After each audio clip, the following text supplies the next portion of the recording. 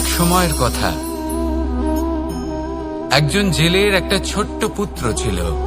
সে ভাবল যে আমি আমার বাবার মতোই মাছ ধরব। তখন সে একটা লাঠি নিল, তাতে দড়ি বাঁধল, আর সেই দড়ির মুখে যে কাঁটা বিঁধে থাকে তাতে চারা ঝুলিয়ে জলে ফেলল আর বসে থাকল। কিছু সময় পরে জলে একটি তরঙ্গ দেখা গেল। ও বুঝতে পারল খুব বড় একটা মাছ ফাঁদে পড়েছে। ও বল প্রয়োগ করলো, সেটা টানার চেষ্টা করলো। মাছও বল প্রয়োগ করলো, আর শেষে যেটা হলো সেই দড়ি ছিঁড়ে গেল আর মাছ বেঁচে পালিয়ে গেল। দেখুন, ও অনেক চেষ্টা করলো কিন্তু অসফল হলো। কখনো অধিক বল প্রয়োগ করলো, আবার কখনো কম বল, কিন্তু কিছুতেই সফল হলো না। ও পঞ্চমবার প্রচেষ্টা করলো, না বেশি বল প্রয়োগ করলো না কম, ততটাই বল প্রয়োগ করলো যতটা পর্যাপ্ত, ঠিক ততটাই বল যতটা বল সেই মাছ প্রয়োগ করলো। আর শেষ পর্যন্ত জীবনে প্রথমবার ও মাছ ধরতে সফল হলো। এবার এই কথার সারমর্ম কি? ভারসাম্য। এটাই হলো জীবনের সবথেকে বড় নিয়ম। আমাদের সবার জীবনে সমস্যা রয়েছে, কখনো মন দিয়ে ভেবে দেখবেন। জীবনে যদি কোনো ক্ষুদ্র সমস্যা বা ছোট সমস্যা থাকে আর সেটা সমাধান করার জন্য আপনি বেশি চেষ্টা করছেন, তাহলে তার দ্বারা সমাধান হয় না, বরং আরো বিপদ বেড়ে যায়। যখন কোনো বড় সমস্যা থাকে আর আপনি কম চেষ্টা করতে থাকেন, তখন সমাধান হয় না, তা চলতেই থাকে। শুধু এটাই হলো ব্যাপার। জীবনের সমস্ত সমস্যার একটা ভারসাম্য বজায় রাখা, যদি এটা আপনি শিখে ফেলতে পারেন, জীবনটা আপনার হাতের মুঠোয় থাকবে। আসুন আমার সাথে ভালোবেসে বলুন, রাধা রাধা। আপনি কখনো কোনো বাজকে নিজের বাসা বানাতে দেখেছেন? এই বাজ যখনই কোনো বাসা বানায় তখন উঁচু গাছের ডালে বা কোনো পর্বতের শিখরে বাসা বানায়, অনেক উচ্চতায়, আর সেখানে তার সন্তানও জন্মগ্রহণ করে। যখন এই সন্তানেরা জন্মায় তখন এই বাজ খুবই ভালোবেসে এবং খুব সাবধানে এদের পালন পোষণ করে। নিজের ঠোঁট দিয়ে তাদের ঠোঁটে খাবার পরিবেশন করে। কিন্তু যেই সেই সন্তানেরা হৃষ্টপুষ্ট হয়ে যায় এবং সেই কথা বাজ নিজে বুঝতে পেরে যায়, সেই বাজ নিজেই সেই বাসা ছিন্ন ভিন্ন করে দেয়। সেই সন্তান যাদের সবেমাত্র ডানা গজিয়েছে, কিভাবে উড়তে হয় তারা জানে না, সেই সন্তানগুলিকে উচ্চতা থেকে ঠেলে দেয়। সেই সন্তান প্রথমে ভয়ভীত হয়ে যায়।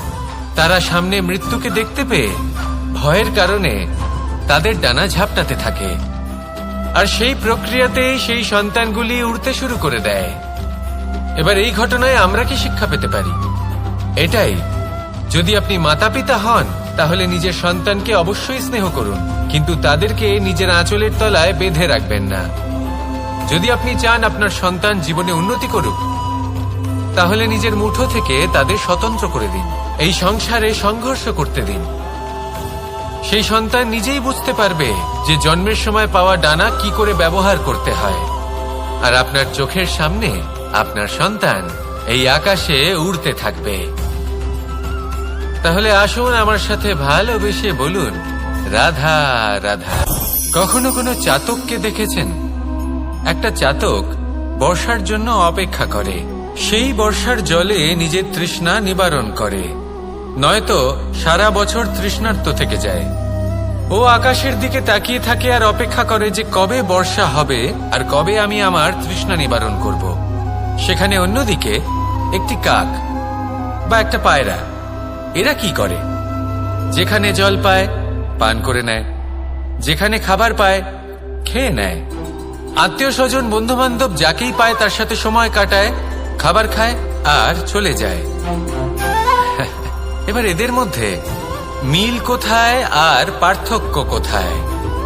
দুজনের কাছেই ডানা রয়েছে, দুজনেই উড়তে পারে। এই আকাশ হলো ওদের, খাবারের দানা ওদের। পার্থক্য হলো তাদের অভিলাষার, পার্থক্য হলো তাদের আকাঙ্ক্ষার, পার্থক্য জীবন যাপনের ধরনের। এবার যত বেশি আকাঙ্ক্ষা থাকবে, যত দামি জীবন যাপন করার ইচ্ছে থাকবে, তত বেশি কষ্ট আপনাকে সহ্য করতে হবে। আবার অন্যদিকে জীবন যত সরল হবে, জীবন যাপন যত সরল হবে, সমস্যা ততটাই কম হবে। তাই সবসময় চেষ্টা করবেন আপনার মানসিকতা এবং আপনার জীবন যেন সরল হয়।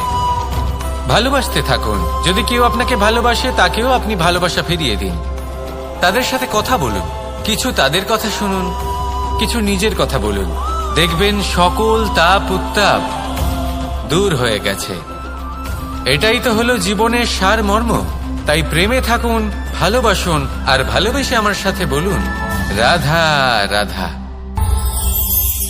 একবার একজন সাধক ওনার শিষ্যদের একটা কাজ দিলেন। একটা দুর্লভ জড়িবুটি নিয়ে আসতে বললেন। এতটাও কঠিন কাজ সেটা ছিল না, কারণ সকল শিষ্য জানতেন যে এই দুর্লভ জড়িবুটি কোথায় পাওয়া যায়। পর্বতের শিখরে। কঠিন কাজ কোনটা? সেখানে পৌঁছনোর সেই পথ, যা ছিল কাঁটায় জর্জরিত, পাথরে পরিপূর্ণ, যেখানে পিছলে পড়ার আশঙ্কা রয়েছে এবং গভীর ক্ষত পেতে পারে সবাই। এবার বেশ কয়েকজন শিষ্য গেলেন। তার মধ্যে কয়েকজনই সেই জড়িবুটি নিয়ে আসতে পারলেন। কারণটা কি ছিল? কিছু শিষ্যের মনোযোগ ছিল শুধুমাত্র লক্ষ্যের দিকে, অর্থাৎ পর্বতের সেই শিখরে। কিছু শিষ্যের মনোযোগ ছিল পথের এই সংকটগুলির ওপর। কিছুজন নিজের সমস্ত মনোযোগ, সমস্ত শক্তি কেন্দ্রীভূত করলেন শুধুমাত্র লক্ষ্যের দিকে। বাকিরা মনোনিবেশ করলেন এই সংকটের থেকে নিজেকে বাঁচাতে। কিন্তু যাদের মনোযোগ শুধু লক্ষ্যের দিকে ছিল, শুধু তারাই জড়িবুটি নিয়ে আসতে পারলেন। কারণ কি ছিল? একটা সহজ ব্যাপার যা আমাদের বুঝতে হবে। আমরা যদি লক্ষ্যে পৌঁছতে চাই, তাহলে বিপদের সম্মুখীন তো আমাদের হতেই হবে, আর কোনো বিকল্প নেই। যন্ত্রণাও হবে, পায়ে কাঁটাও হয়তো ফুটতে পারে, হয়তো পড়েও যেতে পারেন, হয়তো রক্তপাতও হতে পারে। কিন্তু তার সাথেই সাফল্য অর্জনের যে আনন্দ, সেটাও পাওয়া যায়। সেই জন্য নিজের মনোযোগ সবসময় লক্ষ্যের দিকে রাখুন, পথের সেই বিপদগুলির দিকে নয়। সত্যি কথা বলতে, এই বিপদ এটা কিছুক্ষণের, আজ আছে কাল নাও থাকতে পারে। কিন্তু যদি লক্ষ্যকে প্রাপ্ত করতে পারেন, তাহলে তার আনন্দ আপনার সাথে সারা জীবন রয়ে যাবে। তাহলে লক্ষ্য প্রাপ্ত করুন আর আমার সাথে ভালোবেসে বলুন রাধা রাধা। আমরা কখন উচিত কাজ করি, কখন অনুচিত কাজ করি, কখন পুণ্য করি আর কখন পাপ করি, কখন ন্যায়ের পথে চলি আবার কখন অন্যায়ের পথে চলি, তা দুজন ব্যক্তি বুঝতে পারেন, পরমাত্মা আর অন্তরাত্মা। এবার প্রত্যেক মুহূর্তে কি হয় পরমাত্মা সবই জানেন, তার কাছে কিছুই গোপন নয়। কিন্তু প্রত্যেক মুহূর্তে আপনার কি করা উচিত সেটা উনি এসে আপনাকে বলতে পারবেন না। সেই জন্য আমাদের ভেতরে অন্তরাত্মা আছে, আমাদেরই চেতনার একটি অংশ। একবার চোখ বুঝে দেখুন, অন্তরাত্মার মধ্যে নিমজ্জিত হয়ে ভাবুন আর বোঝার চেষ্টা করুন। এই অন্তরাত্মা সবসময় আপনাকে শুভ কাজ করার জন্য প্রেরিত করেন আর অশুভ কাজ করা থেকে বিরত করেন। এই অন্তরাত্মার কথা মানতে থাকুন, পরমাত্মা সবসময় আপনার কাছেই পাবেন। আসুন আর আমার সাথে ভালোবেসে বলুন রাধা রাধা। মানুষের জীবনে দুই ধরনের আবেগ থাকে যা চিরকাল তার সাথে বসবাস করে। প্রথম, স্বপ্ন। দ্বিতীয়, অজুহাত। মানুষ হাজার হাজার স্বপ্ন দেখতে পারে। আমাকে এই কাজ করতে হবে, আমাকে ওখানে ঘুরতে যেতে হবে, আমায় জীবনে এই অসম্ভব কাজ বাস্তবায়িত করে দেখাতে হবে, আদি ইত্যাদি। এবার ঠিক যেমন স্বপ্ন দেখেন, সেইভাবে অজুহাতও খুঁজে নিয়ে আসেন। আমি এই স্বপ্ন পূরণ করতে পারলাম না, কারণ আমাকে কেউ সাহায্যই করল না, কারণ আমি দুর্বল হয়ে পড়েছিলাম, কারণ আমার কাছে সময়ই ছিল না, আদি ইত্যাদি। এবার সাফল্য এবং অসফলতার মাঝখানে এই ধরনের সংঘর্ষ হতে থাকে। সাফল্য তখন লাভ করা সম্ভব যখন আপনার স্বপ্ন আপনার অজুহাতের থেকে অনেক বড় হয়, আর অসফলতা তখন পাবেন যখন আপনার অজুহাত আপনার স্বপ্নের থেকে অনেক বড় হয়। আপনি যদি সাফল্য লাভ করতে চান, তাহলে চেষ্টা করতে থাকুন, পরিশ্রম করুন। যদি অসফল হন তাহলে ভয়ভীত হওয়ার কোনো প্রয়োজন নেই। নিজের ভুল বুঝুন, তাকে শুধরে নিন, আবার চেষ্টা করুন। কিন্তু যদি নিজের জীবনে অজুহাত নিয়ে আসেন, তখন স্বপ্ন কখনো পূরণ হবে না। আসুন আমার সাথে ভালোবেসে বলুন, রাধা রাধা। এমন কিছু রয়েছে মানুষের মনে, তাদের জীবনে, এমন এক আবেগ যা সর্বজন বিদিত, যা সবাই জানেন যে উপস্থিত আছে। সেটাকে আমরা সমস্যা বলে থাকি। এমনিতে আমরা সকলেই জানি যে এমন কোনো গৃহ নেই যেখানে মৃত্যুর ছায়া পড়েনি, এমন কোনো বৃক্ষ নেই যার দ্বারা ওষুধ তৈরি সম্ভব নয়, এমন কোনো অন্ন নেই যা সময়ের সাথে বিষ বা অমৃতে পরিণত হতে পারে। এবার এই সমস্যাগুলি কোনো ব্যক্তির জন্য সমস্যা হতে পারে, কিন্তু নিজে থেকে এরা কোনো সমস্যাই নয়। এরা আসে আমাদের সাহায্য করতে, আমাদের কিছু শেখাতে। আপনি নিজেই দেখুন, পর্বতের শিখর থেকে কোনো এক পাখি পড়ে গিয়ে নিজের প্রাণ ত্যাগ করল। সেটা কখন সম্ভব? যখন সেই পাখি ওড়ার চেষ্টাই করে না। তখন যখন কোনো ব্যক্তি জলে পড়ে যান এবং ডুবে গিয়ে নিজের প্রাণ হারান, এর সম্ভাবনা কখন বেশি থাকে? যখন সেই ব্যক্তি সাঁতার কাটার চেষ্টাই করেন না। তখন এই সমস্যা প্রত্যেকের জীবনে থাকবেই, কিন্তু এটা মনে রাখা প্রয়োজনীয় যে কোনো সমস্যা পরিস্থিতির কারণে সমস্যা হয়ে ওঠে না। এই পরিস্থিতি যখন আমাদের সামনে আসে, আমাদের তা কঠিন মনে হয়। আমরা নতমস্তক হয়ে পড়ি, ভয়ভীত হয়ে পড়ি, তার সম্মুখীন হতে পারি না। তখন তা সমস্যার রূপ নেয়। দৃঢ় হয়ে দাঁড়িয়ে থাকুন সাহসের সাথে, এই পরিস্থিতিগুলির সম্মুখীন হন। দেখবেন সমস্যা কখন সাফল্যে পরিণত হবে আপনি জানতেই পারবেন না।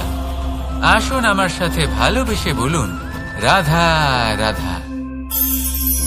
সময় যা সবকিছুকে সমান করে দিতে পারে, যা সব থেকে বেশি শক্তিশালী, সব থেকে বড় সম্পত্তি, সব থেকে বড় শিক্ষক এবং সব থেকে বড় সুযোগ। এই সময় যখন ভালো যায় তখন তা আপনাকে আমিত্বে মত্ত করে তোলে, অহংকারে নিমজ্জিত করে দেয়। আর যখন খারাপ হয় তখন দুঃখের সাগরে নিজের প্রতি ঘৃণাবোধে নিমজ্জিত করে। তাই এই সময়ে যা এত শক্তিশালী এক সম্পত্তি, এত মহান একটি ধন, তাকে এমনি এমনি নষ্ট হতে দেবেন না। এই সময়ের সাথে কি করবেন, কিভাবে করবেন তা ভাবতে গিয়ে এবং করতে গিয়ে সময় নষ্ট করবেন না। যদি আপনি এই সময় নষ্ট করেন, তাহলে সময়ও নিশ্চিত করবে যে আপনার সাথে কি করা উচিত। তাই সময়ের সদ্ব্যবহার করুন আর আমার সাথে ভালোবেসে বলুন, রাধা রাধা। আমরা সকলে শক্তি অনুভব করতে চাই। এবার যদি আপনাকে জিজ্ঞেস করা হয় যে সবথেকে বেশি শক্তির অনুভব কোথা থেকে করা সম্ভব, তখন কেউ কেউ বলবেন পুষ্টিকর আহার গ্রহণ করলে, ব্যায়াম করলে, কেউ বলবেন ধন লাভ করলে, বন্ধুদের থেকে, পরিবারের থেকে, আদি ইত্যাদি। এইভাবে আপনি শক্তির অনুভব অবশ্যই করতে পারেন, কিন্তু সবথেকে বেশি শক্তির অনুভব যদি আপনি করতে চান তাহলে তা পাবেন শুধু একতার দ্বারা, সংগঠনের দ্বারা। যদি আপনাকে উদাহরণ দিই, নিজের এই হাতটাকে দেখুন, 5টা আঙুল রয়েছে। কোনো একটা বস্তুকে নিজের একটা আঙুল দ্বারা তুলে ধরার চেষ্টা করে দেখুন, বড়ই কষ্ট হবে। তখন আপনি বুঝতে পারবেন যখন এই 5টি আঙুল একত্রিত হয় তখন কোনো কাজ কতটা সহজ হতে পারে। এটাই হলো শক্তি, একতার। সব থেকে ভালো উদাহরণ যদি আপনাকে দিই তাহলে বাঁশি। এই বাঁশি থেকে অত্যন্ত মধুর সুর নির্গত হয় যা সবার মন প্রসন্ন করে দেয়। এই কথা সত্যি, কিন্তু এই বাঁশি আমি একটা বা দুটো আঙুল দিয়ে বাজাতে পারবো না। আমাকে প্রত্যেকটা আঙুল ব্যবহার করতেই হবে, তবেই এর থেকে মধুর সুর নির্গত হবে যা সকলকে প্রসন্ন করবে, ঠিক কিনা? ঠিক এইভাবেই যদি আপনি চান যে আপনার জীবনরূপী বাঁশি থেকেও মধুর সুর নির্গত হোক বা সবার মনকে প্রসন্ন করে তুলুক, তাহলে আপনাকেও জীবনে একতা নিয়ে আসতেই হবে। আপনি একাও কর্ম করতে পারেন, পথ চলতেও পারেন, সামনেও এগোতে পারেন, সাফল্যও লাভ করতে পারেন।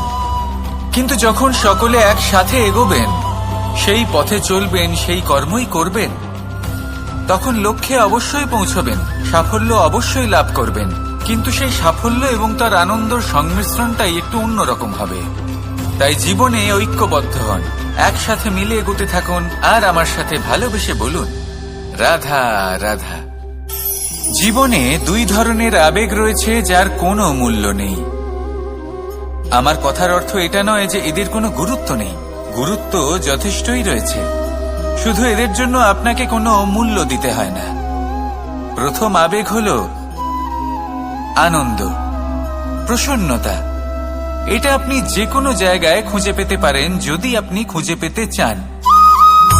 আপনি কোনো পুষ্পের সৌন্দর্য দেখে প্রসন্ন হতে পারেন। বায়ুর কারণে যখন একটি বৃক্ষ শিহরিত হয় সেটা দেখে আপনি প্রসন্ন হতে পারেন। একটা ছোট্ট শিশুর কলরব শুনেও আপনি প্রসন্ন হতে পারেন। একটা ক্রন্দনরত বালককে হাসিয়ে আপনি প্রসন্ন হতে পারেন। সবকিছু আপনার উপর নির্ভরশীল। সেখানে আরেকটি আবেগ হল দুশ্চিন্তা। মানুষ বড়ই দুশ্চিন্তা করতে থাকে। আজ আমি এই কাজ করেছি, সেই বিষয়ে চিন্তা। আজ আমি এই কাজ করতে পারিনি, সেই বিষয়ে চিন্তা। কাল আমাকে এই কাজ করতে হবে, সেই নিয়ে চিন্তা। আমি কি সেই কাজটা করতে পারবো, সেই বিষয়েও দুশ্চিন্তা। চিন্তা সর্বত্র রয়েছে, যার জন্য মূল্য দিতে হয় না। যত চান আপনি একত্রিত করতে পারেন। একটা গুরুত্বপূর্ণ কথা মনে রাখবেন, প্রসন্নতা জীবনের একটা নতুন সূত্রপাত। সেখানে দুশ্চিন্তা হলো জীবনের চিতার সমান। এবার এই দুটি আবেগ হলো মূল্যহীন, দুটোই আপনার সামনে আছে। কোনটা চয়ন করবেন আপনি, দুশ্চিন্তা নাকি প্রসন্নতা? সিদ্ধান্ত আপনারই। আসুন আর আমার সাথে ভালোবেসে বলুন রাধা রাধা। ধন, সম্পত্তি, এগুলো আসলে কি? এগুলো শুধু সেই মূল্য যার দ্বারা আমরা কোনো কিছু অর্জন করতে পারি। এবার এই ধনের দ্বারা এই সংসারে অনেক কিছু লাভ করা সম্ভব, কিন্তু সেই সবকিছুই শুধুমাত্র ভৌতিক বস্তুই হবে, ভৌতিক সামগ্রী, ভৌতিক সুবিধা। অর্থাৎ আপনার কাছে যতই ধন থাকুক, তা আপনাকে শান্তির ঘুম এনে দিতে পারবে না, আপনাকে জীবনের বাস্তব সুখের অনুভূতি লাভ করাতে পারবে না। কারণ এগুলো ভৌতিক ধন, এই ভৌতিক বস্তুই অর্জন করাতে সক্ষম। বাস্তবিক ধন কি? যদি এই প্রশ্ন আপনার মনে আসে, তাহলে তার উত্তর আমি আপনাকে দেব একটা উদাহরণের মাধ্যমে। কখনো আপনি শুনে থাকবেন যে একজন পিতা আজীবন অনিষ্ট করেন, অনর্থ করেন, খারাপ কাজ করেন শুধু ধন অর্জনের জন্য। তিনি ভাবেন যে আমি ধন অর্জন করব আর নিজের সন্তানকে একটা উজ্জ্বল ভবিষ্যৎ প্রদান করব, একটা সুখ স্বাচ্ছন্দ্যময় জীবন দান করব। এবার সন্তান যখন জন্ম লাভ করে, তখন সে ভাগ্যের জোরে সেই ধন ভোগ করে। যেরকম সে পায় সেরকমই তার ব্যবহার সে করে। কখনো আপনি এটাও দেখে থাকবেন যে সেই সন্তান সমস্ত ধন নষ্ট করে ফেলে, আর সেই পিতা যিনি সমস্ত ধন সঞ্চয় করেছেন, যিনি সেই ধনের প্রভু, আজ সেই ধনের প্রহরী হয়ে রয়েছেন। এবার এরকম কেন হয়? এরকম তখনই হয় যখন সেই পিতা বুঝতেই পারেন না যে তার জীবনের আসল ধন কি। সেই আসল ধন তার সন্তানকে সে দিতেই পারে না। যদি পিতা তার সন্তানকে কর্মের জ্ঞান দিতে পারেন, উচিত কোনটা অনুচিত কোনটা সেই শিক্ষা দিতে পারেন, সংস্কারের প্রকৃত শিক্ষা দিতে পারেন, তবে সেটা ধনের থেকে অনেক বেশি গুরুত্বপূর্ণ। এটাই হলো জীবনের বাস্তব ধন। আপনি সেই কথা তো অবশ্যই শুনে থাকবেন, কুসন্তান হলে ধন সঞ্চয় করে কি হবে, সুসন্তান হলে ধন সঞ্চয় করে কি হবে।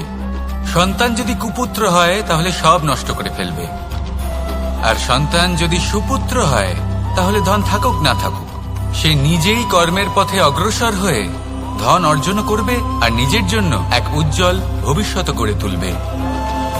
তাই সন্তানকে সম্পদ দেওয়ার আগে কর্মের জ্ঞান দান করুন, সুশিক্ষা দিন, কারণ এটাই হলো জীবনের প্রকৃত ধন। আসুন আর আমার সাথে ভালোবেসে বলুন রাধা রাধা। বিগত দিনের কিছু কথা মনে পড়ে গেল, এক অদ্ভুত ঘটনা যা অমূল্য শিক্ষা দিয়ে যেতে পারে। বিষয় হলো যক্ষের সাথে যুধিষ্ঠিরের কথোপকথন। একবার যক্ষ যুধিষ্ঠিরকে জিজ্ঞেস করলেন, ওনাকে বললেন যে আমার কিছু প্রশ্নের উত্তর যদি আপনি দিতে পারেন, তাহলে আমি আপনার বাকি ভ্রাতাগণকে আবার জীবিত করে তুলব। সেগুলোর মধ্যে খুব গুরুত্বপূর্ণ আর কঠিন একটা প্রশ্ন ছিল, এই সংসারে সব থেকে শ্রেষ্ঠ আশ্চর্য কোনটি? এই প্রশ্ন আমি আপনাকে জিজ্ঞেস করছি। এবার কেউ বলবেন স্বর্ণ দ্বারা নির্মিত লঙ্কা, এটি হলো সংসারের সব থেকে বড় আশ্চর্য। কেউ বলবেন বরফে ঢাকা সেই পর্বত যা আকাশ স্পর্শ করে। কেউ বলবেন সেই সমুদ্র যার গভীরতা মাপা অসম্ভব ব্যাপার। কেউ বলবেন সেই বায়ু যা আমরা দেখতে পাই না, কিন্তু তা আমাদের জীবন দান করে। সংসারের সব থেকে বড় আশ্চর্য কি, সেই প্রশ্নের উত্তর যুধিষ্ঠির দিয়েছিলেন, আর তা ছিল শ্রেষ্ঠ উত্তর এবং উচিত। উনি বলেছিলেন যে সংসারে প্রতিদিন কোনো ব্যক্তি জন্ম লাভ করেন আর কোনো ব্যক্তি মৃত্যুও লাভ করেন। এবার এই কথাটা সবাই জানেন, সবাই বোঝেন যে যখন জন্মেছি তখন কোনো একদিন আমিও অবশ্যই মৃত্যু লাভ করব। এবার যখন এই কথা প্রত্যেকটা মানুষ জানেন, তখন কেন প্রত্যেক মানুষ এই চিন্তায় থাকেন, এই নিয়ে কষ্ট পান, এই নিয়ে ব্যাকুল হয়ে থাকেন যে উনি একদিন মৃত্যু লাভ করবেন, তার থেকে দূরে পালাতে চেষ্টা করেন। বলেন যে আমি মৃত্যু লাভ করতে চাই না। কেন? যেখানে কোনো না কোনো দিন এটা অবশ্যই হবে। এ হলো ব্রহ্ম সত্য। এই যে ব্যাকুলতা, এই ভয়, এই যন্ত্রণা, এই চিন্তা তার মনকে বাঁচতেই দেয় না, এই জীবন অনুভবই করতে দেয় না। সেই জন্য এই চিন্তা, ব্যাকুলতা, ভয় এসবের কি লাভ? কোনো লাভ নেই। সেই জন্য যতক্ষণ জীবনযাপন করছেন প্রত্যেক মুহূর্ত যেন শ্রেষ্ঠ হয়, আনন্দময় হয়, প্রেমের দ্বারা পরিপূর্ণ হয়, সেই চেষ্টা করুন। চেষ্টা করুন যাতে আপনি যে কাজ করছেন তার দ্বারা যেন অন্যের মঙ্গল হয়। এই প্রচেষ্টাই আপনার জীবনকে প্রসন্নতা আর প্রেম দ্বারা ভরিয়ে তুলবে। এই মন সুপ্রসন্ন হয়ে বলবে রাধা রাধা, রাধা রাধা।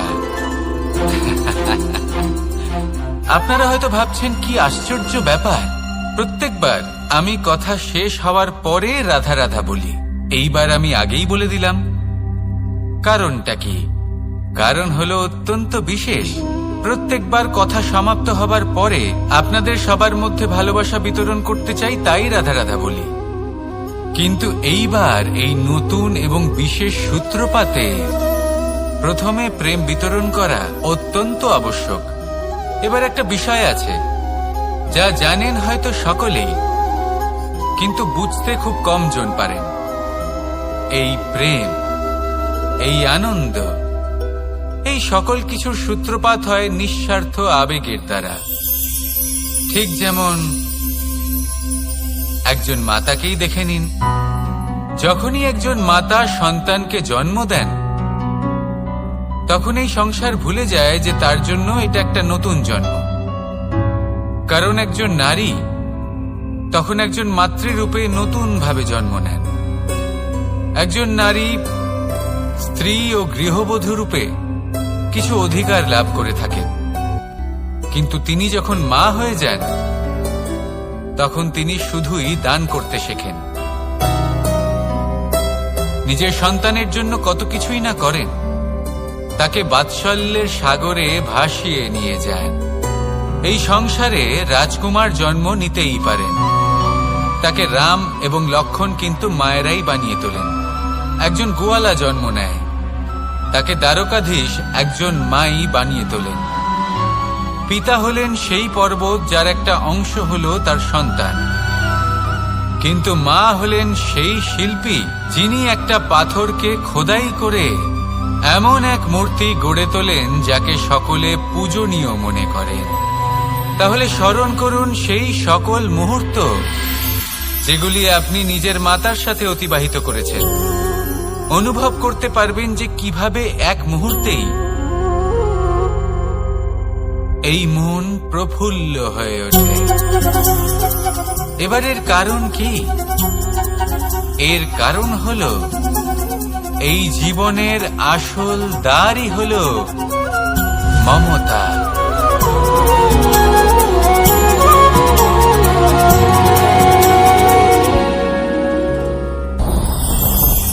আমার জীবনে পরিচয় হয়েছে অনেক ব্যক্তির সাথে, ভিন্ন ভিন্ন ধরনের মানুষ। এনাদের সাথে আলাপ হয়ে খুব ভালো লেগেছে, অনেক শিক্ষাও লাভ করেছি। আমি তাদের সাথেও আলাপ করেছি যারা অনেক উচ্চ স্তরে পৌঁছে গেছেন, আবার তাদের সাথেও যারা নিজেদের জীবনে বিশেষ কিছু করতে পারেননি। তাদের সাথেও পরিচয় হয়েছে যারা সফল, আবার তাদের সাথেও যারা অসফল। এবার এই সবই একই রকম মনে হয়। এদের মধ্যে পার্থক্য শুধুই মানসিকতার। যখনই কোনো অসফল ব্যক্তির সাথে পরিচয় হয়েছে, তখনই দেখেছি তাদের কাছে সবসময় একটা অজুহাত রয়েছে যে কেন তারা সফল হতে পারেননি।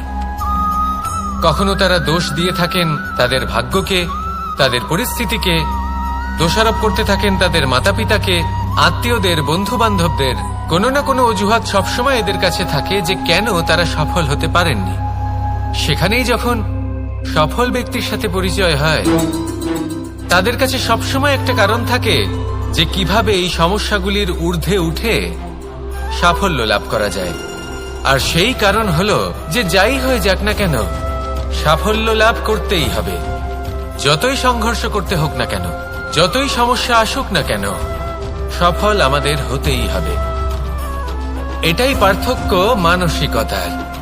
সত্যি কথা বলতে, আপনার আজকের এই মানসিকতা হলো আপনার আগামী ভবিষ্যতের ইমারতের ভিত। এই মানসিকতা যতটা প্রবল হবে, যতটা শুভ হবে, আপনার ভবিষ্যৎ ততটাই বিশাল এবং সুন্দর হবে। তাহলে সমস্যার উপর নয়, সাফল্যের উপর মনোযোগ কেন্দ্রীভূত করুন, জীবনে এগোতে থাকুন, আর আমার সাথে ভালোবেসে বলুন, রাধা রাধা। অ দিয়ে অন্ত, আ দিয়ে আরম্ভ। এই দুইয়েরই রাশি সমান। যদি আপনি মন দিয়ে দেখেন তবে দেখবেন এদের সম্পর্ক খুবই নিবিড়। কিভাবে? যখন কোনো কিছু শুরু হয়, এটা নিশ্চিত হয়ে যায় যে তা সমাপ্তও হবে। আরম্ভই যদি না হয়, তা সমাপ্তও হবে না। যা আরম্ভ হয়েছে তার সমাপ্তি হলো অবশ্যম্ভাবী।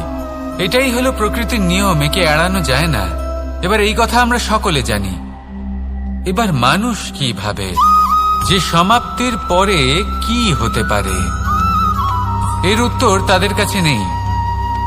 তাদের উচিত অন্য কোনো বিষয় ভাবা যা বেশি গুরুত্বপূর্ণ। এবার মানুষ এটা জানে না যে মৃত্যুর পরে কি হতে পারে, কিন্তু এই কথা অবশ্যই জানে যে জন্ম থেকে মৃত্যু পর্যন্ত এই সময়, যাকে আমরা জীবন বলে থাকি, এই সময় আমরা কর্ম করতে পারি। এই কথা তো আমরা জানি। তাহলে এমন কি কর্ম করা যেতে পারে যা আমাদের সমাপ্তির পরও আমাদের প্রাসঙ্গিক করে রাখতে পারে, এই বিষয় ভাবা উচিত। যে জন্মগ্রহণ করেছে তার মৃত্যু হবেই, এটা সাধারণ বিষয়। কিন্তু ইতিহাস আজও সেই সকল মানুষজনকে স্মরণ করেন যাদের এই সংসার তাদের মৃত্যু নয়, বরং তাদের জীবনকালে যে কর্ম তারা করেছেন তার দ্বারা মনে রাখেন। সেই কর্মের কারণে এই সংসারে তাদের নাম, তাদের কর্ম, তাদের ব্যক্তিত্ব, তাদের কীর্তি অমর হয়ে থাকে এবং থাকবে। আপনার কাছে এতটা সময় নেই যতটা আপনার মনে হচ্ছে আপনার কাছে আছে। সেই জন্য যত শীঘ্র সম্ভব শ্রেষ্ঠ কর্ম করুন, যতটা পারবেন ততটা অধিক সুকর্ম করুন। এই সংসারে নিজেকে অমর করে তুলুন আপনার মৃত্যুর পরেও, আর আমার সাথে ভালোবেসে বলুন, রাধা রাধা। দীপাবলি আমাদের সবথেকে বড় উৎসব। শ্রীরাম রাবণকে পরাস্ত করে 14 বছরের বনবাস কাটিয়ে আবার অযোধ্যায় ফিরে এলেন অমাবস্যার রাত্রে। অযোধ্যায় সবাই খুব প্রসন্ন ছিলেন, খুবই উৎসাহিত ছিলেন। অযোধ্যায় সহস্র প্রদীপ প্রজ্বলিত করা হয়েছিল এই উৎসবে। একে আমরা দীপাবলি বলে থাকি। এবার এই বিষয়ে আমরা সকলে জানি। আপনি কি এটা জানেন যে শ্রীরাম বাস্তবে অমাবস্যার এক রাত আগেই অযোধ্যায় পৌঁছে গেছিলেন? সবার সামনে অমাবস্যার রাতে এসেছিলেন। এর কারণ কি? শ্রীরাম প্রমাণ করতে চেয়েছিলেন যে যে কোনো সময়, দিন হোক বা রাত, শুভ বা অশুভ হয় না। শুভ অশুভ কিছু থাকলে তা হলো মানুষের চিন্তা, তার ভাবনা, তার নির্বাচন আর তার কর্ম। নিজেই দেখে নিন, শ্রীরাম শুভ কাজ করে ফিরেছিলেন এবং অমাবস্যার মতো গভীর এক রাত্রিকেও দীপাবলিতে পরিবর্তিত করেছিলেন। এমনটাই যদি আমরা করতে পারি, তাহলে এমন কোন গৃহে যান যেখানে অসহায় ব্যক্তি রয়েছেন, যা অন্ধকারাচ্ছন্ন, আর সেখানে প্রকাশ প্রজ্বলিত করুন। প্রকাশ সহায়তার, প্রেরণার, আশার। যদি এমন কিছু আমরা করতে পারি, তাহলে তাকে প্রকৃত অর্থে দীপাবলি বলা যেতে পারে। তাহলে নিজের পরিবারের সাথে দীপাবলি পালন করুন। আপনাদের শুভেচ্ছা জানাই। আসুন আর আমার সাথে ভালোবেসে বলুন, রাধা রাধা। এবার এরকম কেন হয়? এরকম তখনই হয় যখন পিতা বুঝতেই পারেন না যে তার জীবনের আসল ধন কি। সেই আসল ধন তার সন্তানকে সে দিতেই পারে না। যদি পিতা তার সন্তানকে কর্মের জ্ঞান দিতে পারেন, উচিত কোনটা অনুচিত কোনটা সেই শিক্ষা দিতে পারেন, সংস্কারের প্রকৃত শিক্ষা দিতে পারেন, তবে সেটা ধনের থেকে অনেক বেশি গুরুত্বপূর্ণ। এটাই হলো জীবনের বাস্তব ধন। আপনি সেই কথা তো অবশ্যই শুনে থাকবেন, কুসন্তান হলে ধন সঞ্চয় করে কি হবে, সুসন্তান হলে ধন সঞ্চয় করে কি হবে। সন্তান যদি কুপুত্র হয় তাহলে সব নষ্ট করে ফেলবে, আর সন্তান যদি সুপুত্র হয় তাহলে ধন থাকুক না থাকুক, সে নিজেই কর্মের পথে অগ্রসর হয়ে ধন অর্জন করবে আর নিজের জন্য এক উজ্জ্বল ভবিষ্যৎ করে তুলবে। তাই সন্তানকে সম্পদ দেওয়ার আগে কর্মের জ্ঞান দান করুন, সুশিক্ষা প্রদান করুন, কারণ এটাই হলো জীবনের প্রকৃত ধন। আসুন আর আমার সাথে ভালোবেসে বলুন, রাধা রাধা। এই সংসারে সবাই বলেন, আমি অর্জুনের মতো হয়ে উঠতে চাই। সবাই চায় যে তারাও যেন অর্জুনের মতো গান্ডীব লাভ করে। তারাও চায় যে তাদেরকেও মহাদেব এসে পশুপতি অস্ত্র দান করবেন। তারাও এটাই চায় মহাভারতের মতো মহাসংগ্রামে বিজয়ী হতে। কিন্তু সবাই ভুলে যান যে অর্জুন যা হতে পেরেছিলেন সবকিছুই অর্জন করেছিলেন। যদি আপনিও অর্জুনের মতো গান্ডীব লাভ করতে চান, তবে আপনাকেও তার মতোই শ্রেষ্ঠ কাঠ নির্বাচন করতে হবে। সেই কর্ম আপনাকেই করতে হবে। তার প্রত্যঞ্চা যাতে তীব্র হয়, তার জন্য আপনাকে সর্বশ্রেষ্ঠ দড়ি খুঁজে বের করতে হবে। আপনার বাণ যাতে ঘাতক হয়, সেই জন্য আপনাকে নতুন নতুন ধাতু খুঁজে বের করতে হবে। সেই শিক্ষা আপনাকে লাভ করতে হবে, তবেই আপনার ইচ্ছে পূর্ণ হবে। অর্জুন হওয়া বড়ই সরল, যদি আপনি কিভাবে অর্জন করতে হয় তা জানেন। শুধুমাত্র স্বপ্ন দেখেন যারা, তারা কখনোই অর্জন করতে পারবেন না। কিন্তু যদি কেউ অজ্ঞাতবাস ভোগ করতে পারে, যদি কেউ লাক্ষাগৃহ থেকে পালিয়ে বাঁচতে পারে, যদি কেউ কঠোর তপস্যা করতে পারে, প্রতীক্ষা করতে পারে এবং পরিশ্রম করতে পারে, তাহলে সে অর্জুন অবশ্যই হয়ে উঠবে। যদি আপনি অর্জুন হয়ে উঠতে চান, তাহলে কর্ম করতে শিখুন আর আমার সাথে ভালোবেসে বলুন, রাধা রাধা। পাণ্ডবরা বন থেকে এসেছিলেন। ওনাদের কাছে না কোনো ধন ছিল, না কোনো সম্পদ, না বিদ্যা। নিজের পরিশ্রমের দ্বারা ওনারা বিদ্যা অর্জন করেছিলেন, আর তার দ্বারাই সম্পদ অর্জন করলেন আর ধনও অর্জন করলেন। এই পাণ্ডব ছিলেন অত্যন্ত কুশল এবং শক্তিশালী। যুধিষ্ঠির নিজের পরিশ্রম দ্বারা এমন জ্ঞান অর্জন করেছিলেন যে এই সংসার ওনাকে ধর্মরাজ যুধিষ্ঠির অভিহিত করেছিল। দেখতে গেলে পাণ্ডবদের কাছে সবকিছুই ছিল, কিন্তু যখন বিষয় এলো আরো ধন লাভ করার, তখন যুধিষ্ঠির, যিনি পাণ্ডবদের মধ্যে জ্যেষ্ঠ, তিনি সকল পাণ্ডবদের সাথে দ্যুতক্রীড়ায় অংশগ্রহণ করে ফেললেন। এর ফলে না শুধু ধনলক্ষ্মী, ধর্মলক্ষ্মী, বিবেক লক্ষ্মীকেও হারালেন, আর শুধু তাই নয়, নিজের গৃহলক্ষ্মী দ্রৌপদীকেও হারিয়ে ফেললেন। এর কারণ কি? ভুলে গেলেন খুব সহজ একটা কথা, এই সংসারে সম্মান এবং সাফল্য দুটোই পরিশ্রমের দ্বারা লাভ করতে হয়। কিন্তু দ্যুতক্রীড়ার এই খেলা আমাদের ভাগ্যের উপর নির্ভরশীল। এই সংসারে দুটি পথ রয়েছে। একটা পথ যেখানে কর্ম এবং পরিশ্রমের দ্বারা আপনি নিজের পথ নিজেই রচনা করতে পারবেন, আর দ্বিতীয় পথ হলো যেখানে এই ভাগ্য এক মুহূর্তে আপনাকে শিখরেও পৌঁছে দিতে পারে, আবার ধূলিসাৎ করে দিতে পারে। আপনি